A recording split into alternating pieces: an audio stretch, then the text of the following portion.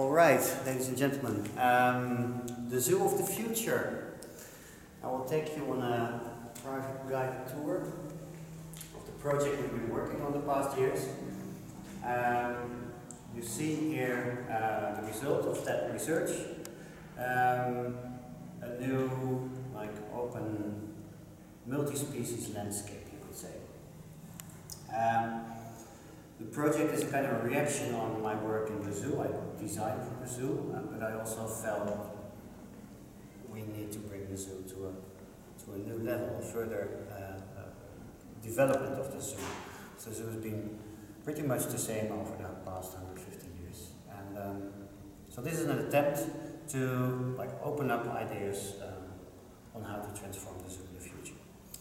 And we've done that through kind of four narratives that helped us to kind of guide us and direct us into spatial proposals for the zoo. And one of those narratives, I'll just take you on a little trip through the model. One of those narratives is about rewilding the zoo. Rewilding is something that we reintroduce wild animals, but it is also about rewilding ourselves.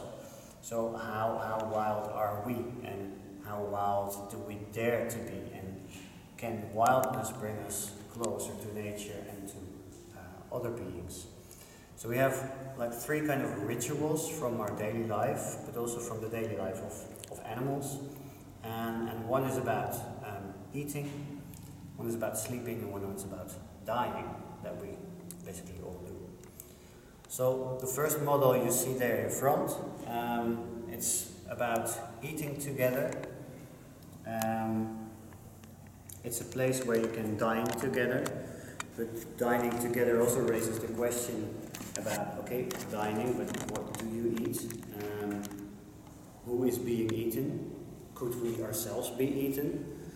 Some people have written about being prey, being caught by predators, and that really changes their perspective on nature.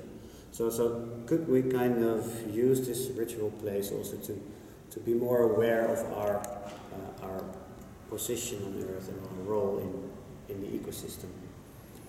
The big rock over here is about sleeping, and when we sleep we're really vulnerable.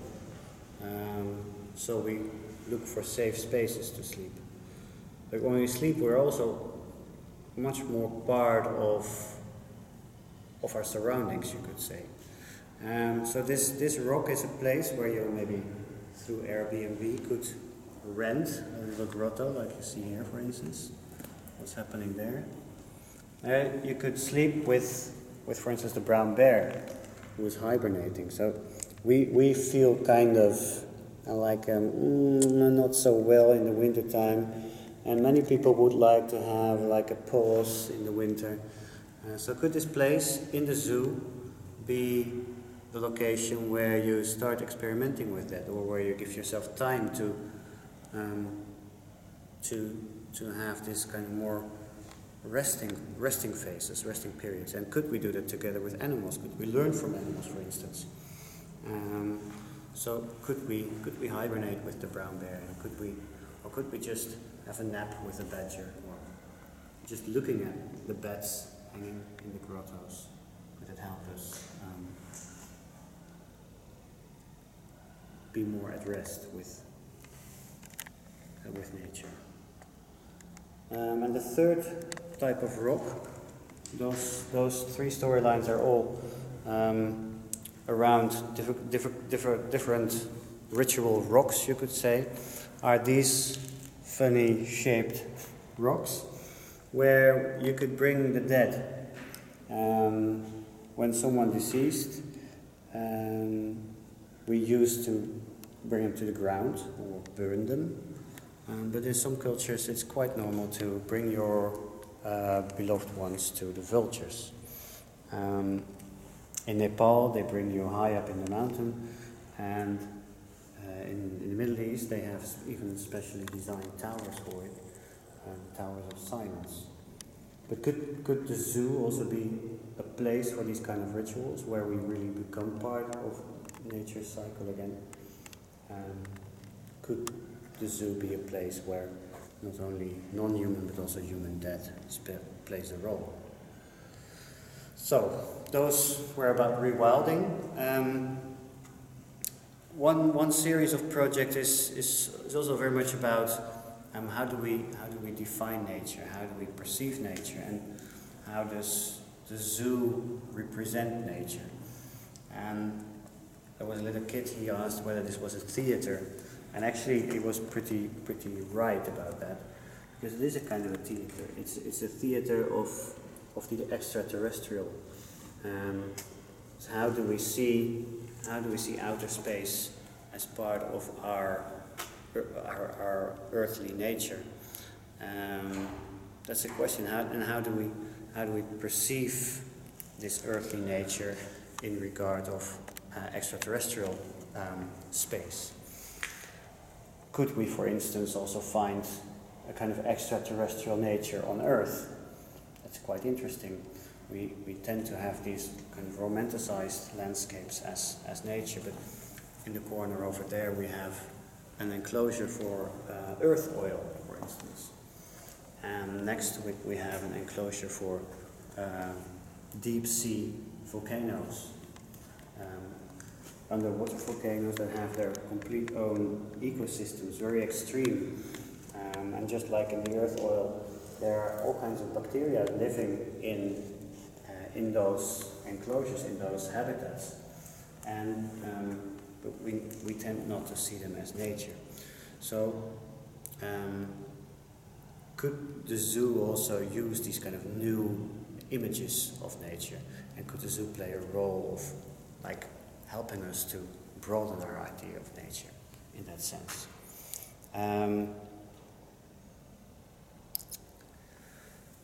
Over there, that's kind of a jump. It's more the cultural part of the zoo. Of course, it's a very cultural construct, and it kind of the zoo started to boom in the 19th century, and they're kind of a representation of our colonial history. Zoos tend to exhibit the exotic as a kind of a Wunderkammer, you could say, showing all the weird, fantastic, and strange animals from abroad. And it was also the same time that we started to define nature by taxonomy. So we tend to define every species and also order those species in a certain way, like the Linnean taxonomical order. And what you see is that the architecture from those periods is also very much based on this taxonomical principle. So what you see here is like an ordering system of all kinds of species of antelope.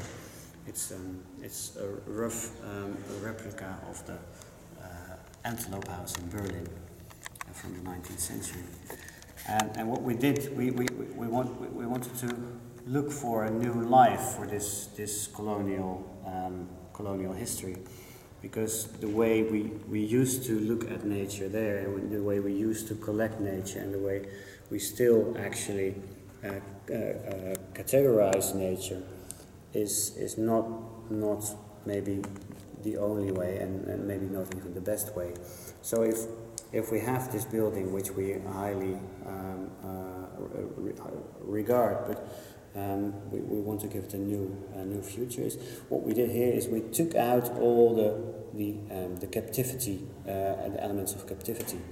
So this building became only like a shadow of its structure, but functionally it became one open structure. So we give the building now to the giraffe, and the giraffe is free to roam around the building, get in through the window, and get out to the main exit. So that's kind of a way not just to deal with colonial architecture, but also to see if we can find new ways of showing complexity, you could say. So let go of the linear structure and let the organisms be who they are. So then the last narrative is about the zoo as basically as an urban concept.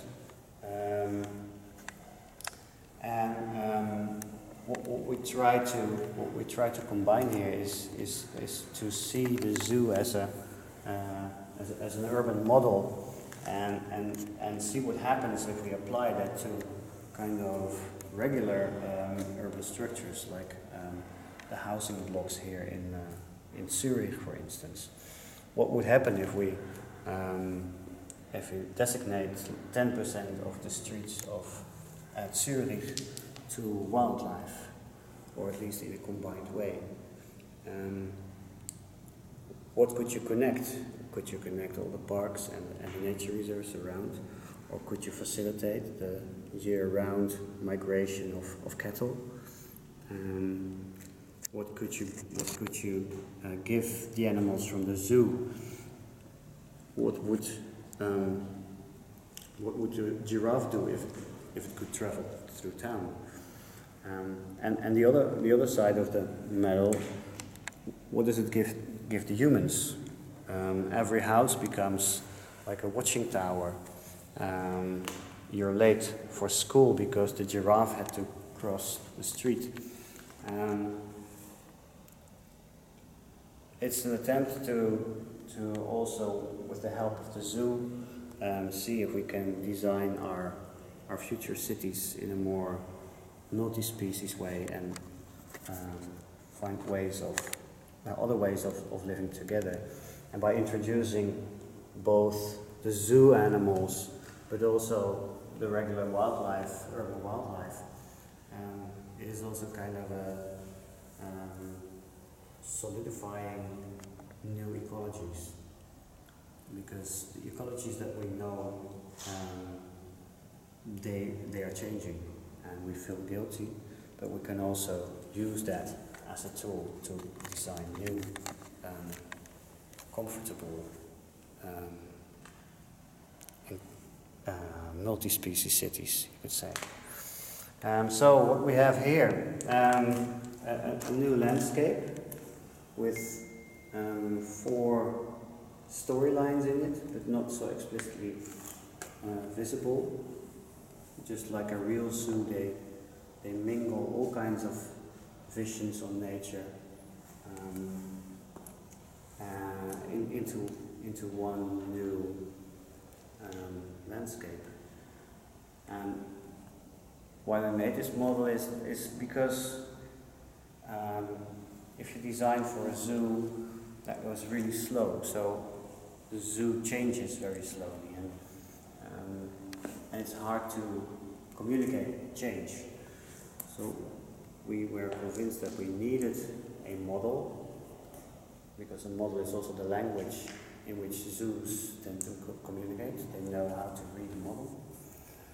And this model will go on tour next year.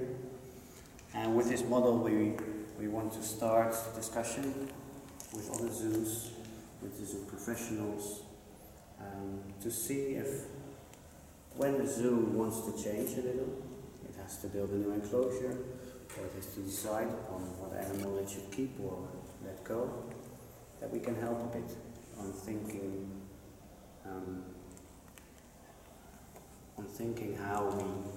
how we could change the zoo from roughly said a huge collection of fences into a landscape where we live together, where we can encounter, where we can learn from each other, and live forever long and happy.